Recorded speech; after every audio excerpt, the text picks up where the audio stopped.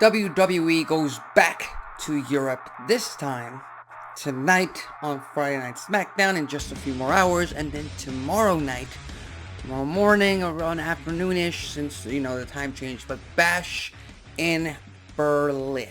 And, you know, if the French crowd was popping, it was back in May, if that's any semblance of what Berlin might be able to pull off tonight and tomorrow for the actual pay-per-view, then we're in for a very entertaining night. Now, I understand that there's a lot of fans out there that don't like the fact that it's a pay-per-view and there's only 5 matches announced for the card, which is something that Triple H has been doing ever since the black and yellow NXT days with the takeovers. And guess what? It worked back then. It worked wonders for NXT. It worked wonders for the work rate in those matches. And as long as they're entertaining, as long as they're putting on good matches, telling good stories in the middle of that ring, I don't care if it's 3 matches, 5 matches, 9 matches, 7 matches. It doesn't freaking matter. Just make it make sense and keep the fans entertained. After all, it is sports entertainment. So with that said, and again, there's a lot of fans out there saying that this might be a very predictable card. And I'm not going to lie, I agree in most of these cases. Because there's really only one match on this card that could pretty much go one way or the other and benefit storylines going forward. Everything else needs to go a certain way for it to transpire, for it to actually make sense. And again, this is just my opinion. You don't have to agree with it, but let's start with the match that I think has to open this show. And that is the match for the World's Heavyweight Championship. The Ring General's first defense, Gunther, defending against the Viper, Randy Orton, in a rematch from King and Queen of the Ring just a few months ago from those finals. And they already put a fantastic match there with a little bit of controversy with the ending. Randy Orton's shoulders weren't completely on the mat at the time of the 3 count. Gunther ended up becoming King of the Ring, earning his shot at the World Champion Damian Priest at SummerSlam. And the whole story here is Triple H fixed it. Triple H gave Randy Orton a shot, rightfully so. He is a 14-time world champion. He has a pedigree. He doesn't need to earn it. Again, that's just how it goes. You can't put Damian Priest, who just won his first world title, in the same league as a 14-time world champion in Randy Orton. Now, with that said, if Randy were to win his 15th world championship, he gets transferred over to Raw. Gunther heads over to SmackDown. And I love that idea. I absolutely love the idea of sending Gunther to SmackDown to pose a real, genuine threat to the American Nightmare's current championship reign. Make no mistake about it. At some point in the very near future, we are going to see Cody Rhodes versus Gunther, and it's going to bring the house down. The only issue that I see with this is Gunther's first title defense. He's had the championship for less than a month. I honestly don't think that they're going to, quote-unquote, nerf Gunther's title reign like this and give it to Randy Orton. And again, Randy Orton losing to Gunther doesn't really affect his legacy. It doesn't affect his aura. It doesn't affect his momentum. He's still the legend killer. He's still the Viper. Fans still love him. Fans still take him seriously as a threat. And again, this to me adds to the story down the line where we're getting towards Cody and Randy. I think that's a WrestleMania feud in the making. We just have to, in typical Triple H manner, build to it slowly but surely. We'll get there, but for now, Gunther gets the win. He retains the title, sends Randy Orton packing back to SmackDown, where he has to deal with the fact that Cody gave Kevin Owens a title shot. He handed him a title shot, while Randy had to pull a few favors and head over to Raw in hopes of getting a world title shot. That argument, that reasoning is gonna, come up later in the year for Randy and Cody. Then we have ourselves a tag team match for the women's tag team titles. The Unholy Union, Alba Fire, Isla Dawn, defending their women's tag team championships against Bianca Belair and Jade Cargill. And this is a very simple, very easy W for Bianca and Jade. I don't see them losing this match.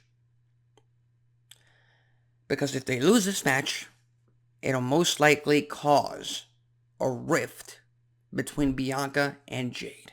And it might be too soon for that. Who knows? They might want to go for it. I don't think Jade is currently wrestling-wise on the level of Bianca to try and throw her into a feud like this. But we'll just have to wait and see. Again, Bianca versus Jade. I think that's more of a WrestleMania match itself too. So we have to push that even further. And to push that even further, they need to become 2-time women tag team champions at Bash in Berlin. Then we got ourselves a strap match between CM Punk and Drew McIntyre. And I'm not going to lie, I was completely surprised with this stipulation being added to this match. I've never been a fan of strap matches.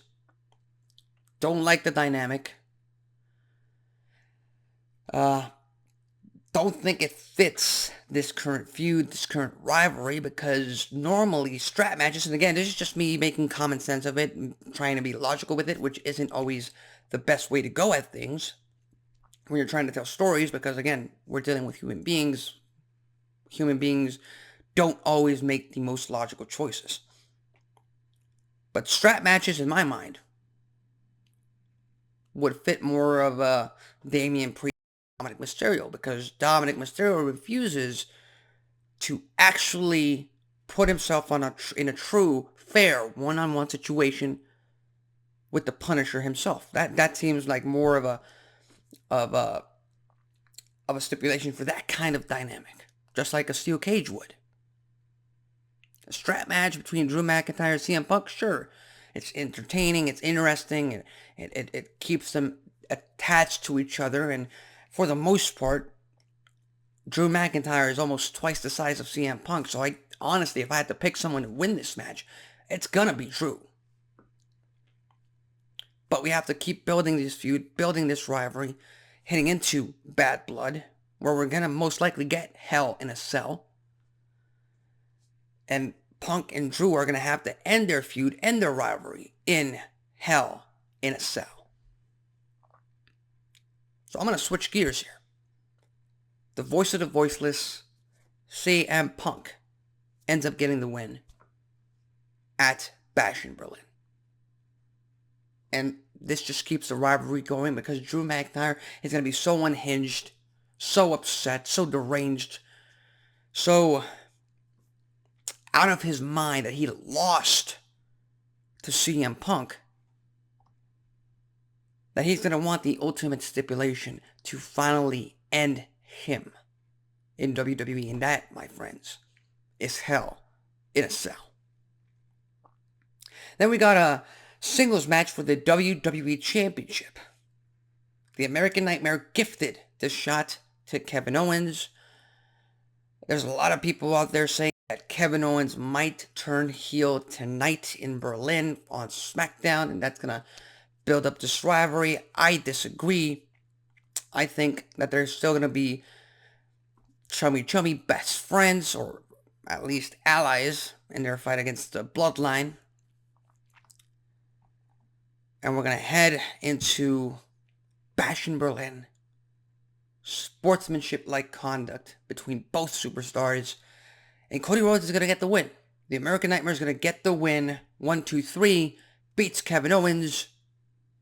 And that's that. Except,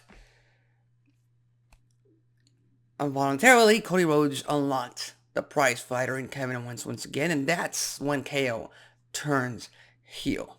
You tease them. You dangle the WWE Championship in front of his face, a title that he has never won. He hasn't been a world champion since 2017. That's over 7 long years. And you dangled that championship that the Bloodline and Roman Reigns kept from him for so long. And now you're doing the same. Something's got to give. Kevin Owens turns heel on Cody Rhodes, and guess what? That leads us into Bad Blood in Atlanta.